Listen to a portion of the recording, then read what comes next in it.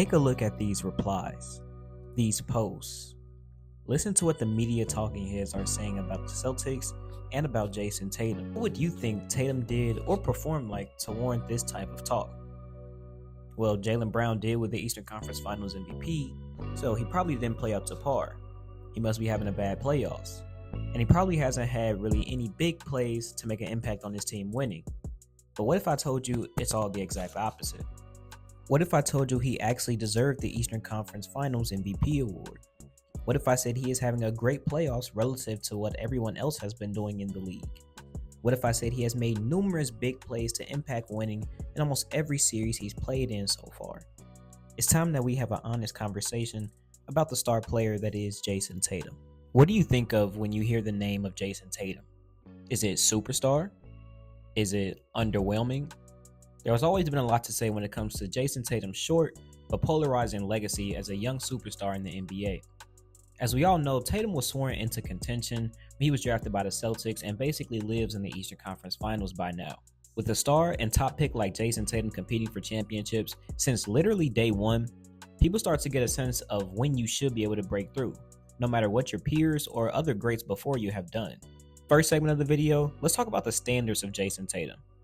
To begin, I want to ask you, where do you rank Jayson Tatum in the league?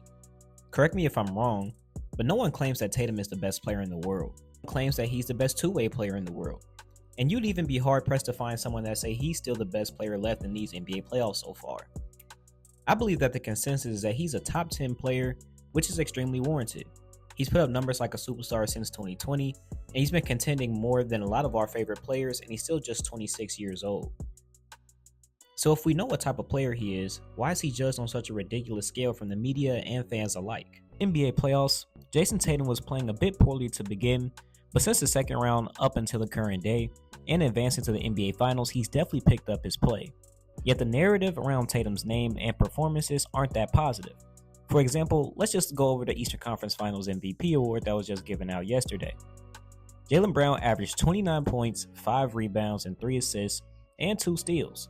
He shot 51% from the field, 37% from the three-point line, and 65% from the free throw line. He played an absolutely fantastic series and hit one of the biggest shots in the series as well to help them win Game 1. However, Jayson Tatum averaged 30 points per game, 10 rebounds per game, and 6 assists per game, along with 1 steal. He shot 46% from the field, 30% from the three, and 78% from the free throw line. Jayson Tatum led this team in points, rebounds, and assists and was a plus 37, while Jaylen Brown was a plus 27 and did not lead the team in any of the major statistical categories.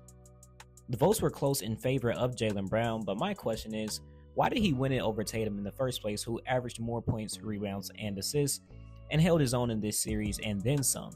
Tatum also made big plays such as the 10 points in overtime after Jaylen Brown shot. He had an excellent Game 3 and made a huge play to Al Horford in the corner as well. And he had a higher plus minus and contributed to winning in multiple facets the same way that Jaylen Brown did. What more would Tatum have to do to win this award besides maybe shoot more efficiently? Instead, with JB winning this award, and I don't want to say that JB didn't deserve it, I just feel like Tatum is more rightfully deserving. But instead, this sparks a whole different storm of Tatum and JB comparisons that has been completely dead for me for over a couple years now.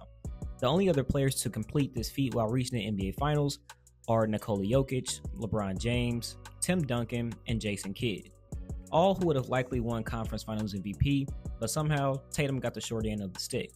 Theodore Roosevelt once said, "Comparison is the thief of joy." Often when basketball fans and media watch Tatum, he gets compared to guys like Jaylen Brown, who's on his own team and who many think that Jaylen Brown may be better than him. He gets compared to Kobe Bryant, his idol, and someone that he modeled his game after. And really, he gets compared to any other young star in the NBA. With so many constant comparisons, where do we find the time to appreciate Tatum, or for that matter, anyone's game nowadays? If we think back to about a week and some days ago, almost 2 weeks, plenty of people had Anthony Edwards over Jayson Tatum as a better player. Why? Because he was playing better in the playoffs up to that point and had just eliminated the champs. That is what we call recency bias. While what Ant was doing was incredible, he was never better than Jayson Tatum, and he hasn't been since he's been in the NBA. Everything Ant has done has been did by Tatum before. Sweeping a KD-led team as a higher seed, Jayson Tatum did it. Beat the defending champs in the same playoffs, Jayson Tatum did that as well. Oh, and he was 23 years old when he did that, just 1 year older than what Anthony Edwards is right now. Edwards is a great player, and he may be better than Tatum in some years, or maybe he won't. This is again the standard that Tatum is held to. He gets no room to mess up and improve his play without anointing the next American-born star better player than him. And as we can see, weeks from that point, Tatum has been better in these playoffs than Ant from his stats perspective, and he's also about to play in the NBA Finals. The honest look about Jayson Tatum is not comparing him to mega stars like Nikola Jokic or Giannis Antetokounmpo, who he's obviously not better than or at that same level just yet, but also not jumping the gun to have younger stars over him as well that have just started to get their feet wet. This same notion goes for Jayson Tatum and Jalen Brunson, who many thought should be on the All-NBA first team over Jayson Tatum. To me, since when can you win 60 plus games, average over 26 points and 8 rebounds on solid efficiency, play both ends, and not be All-NBA first team? Jalen Brunson played great in the year and he played even better in the playoffs, but this is a first All-NBA team and that's going to be predicated on the regular season. So with Jalen Brunson playing great, but so did Tatum, who led the best team in the NBA. That wasn't a hard decision, but somehow many fans thought that Tatum was undeserving for some odd reason. One of the last points I want to touch on is the Celtics and Tatum's narratives over a cakewalk to the NBA Finals. I pride myself on being fair and non-biased as I cover this sport. Celtics have had an easier path to the finals than usual, and that's no secret. It's been a lot of injuries that happened and to occur this year. But you want to know something else? One of the Celtics' top players in Kristaps Porzingis also went down this playoff run in the first round. Something else to note, the Celtics were just up about 2-0 on the Pacers before Hallie went down, and they possibly played even better without Tyrese Halliburton. And even if Tyrese Halliburton was healthy, was anyone going to really give the Celtics credit for beating them?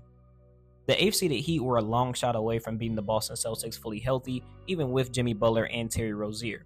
But injuries did happen unfortunately, and it did water down the series. And Lord knows the Cavs were likely doomed with their supporting cast or not, and if Jared Allen would have been in the lineup or Mitchell not missing games, they were most likely going to lose that series anyway, but again, another watered down series. They no doubt played teams that were not at their best. But guess what?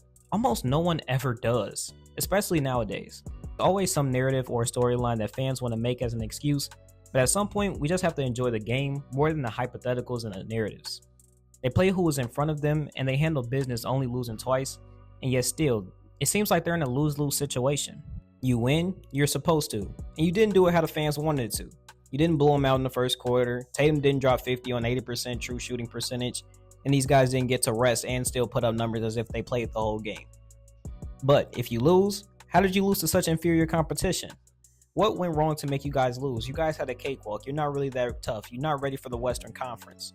And guess what? Even if you win the title, guys like Colin Cowherd are ready to say, even if you do win the title, then you won't be a dynasty. You're a weird team. See, if they do win a title this year, no chance at a dynasty. They're just too weird. This is the strangest team. What actually is their offense? He was fine in overtime, Tatum was, but come on, it's the Spurs. It's the Pacers. It's laughable. Jayson Tatum and the Celtics are doing exactly what they're supposed to do, and then some, and we shouldn't take anything away from them. The reality of Jayson Tatum is that he is a superstar and he fluctuates just like a lot of star players. You may see him on one game and he may look like he is a top 5 player that plays both ends, that can attack the rim and shoot with the best of them. And then on some games like in these playoffs, he may not be efficient, assertive, or aggressive enough for your liking. He's not as good as Nikola Jokic or Giannis or even Luka Doncic. And he's not as good as LeBron James was or Kevin Durant was at his peak. But no one really ever said those things, and he's just held to that standard for some reason. What he is a superstar top 10 talent that plays both ends of the ball that is a bit inconsistent. And that's okay. You don't have to be the best player in basketball to win a championship. You don't have to win a championship on everyone else's timeline. Going into this NBA Finals, he will not be the best player in this NBA Finals, whether he wins it or loses it. After this season, he will not be anointed the best player because that's simply just not true. As soon as we adjust our expectations for Jayson Tatum, the quicker we can appreciate what he is doing and has been doing for years now.